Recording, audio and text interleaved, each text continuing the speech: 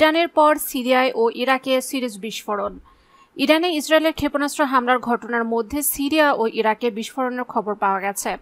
ইরানের সরকারি বার্তা সংস্থা ইরানের বরাত দিয়ে আল জাজিরা জানিয়েছে, সিরিয়ায় সামরিক স্থাপনা লক্ষ্য করে একের পর এক বিস্ফোরণ হয়েছে।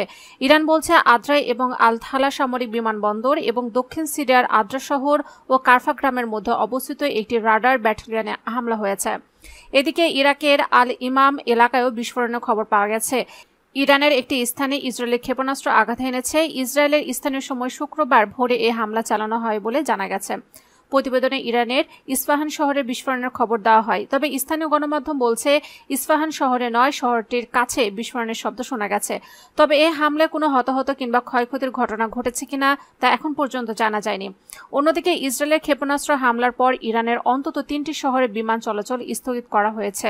ইরানের রাষ্ট্রীয় সংবাদ মাধ্যমের বরাত দিয়ে জানা গেছে, কাজাফিস্তান শহরে বিস্ফোরণের শব্দ শোনার পর তেহরান, ইস্পাহান এবং সিরাজের ফ্লাইট স্থগিত করা হয়েছে। কাজাফিস্তান শহরটি ইস্পাহান বিমানবন্দর এবং ইস্পাহানের উত্তর পশ্চিমে সেনা বিমান বাহিনীর 8ম শিকারী ঘাঁটির কাছে অবস্থিত বলে জানা গেছে।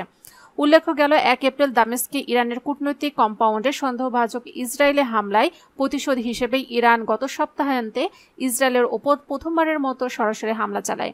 এরপর থেকে চরম উত্তেজনা বিরাজ করছে দুপক্ষের মধ্যে। নতুন করে ইসরায়েলের হামলা আগুনে ঘি ঢালল বলে মনে করছেন বিশ্লেষকরা।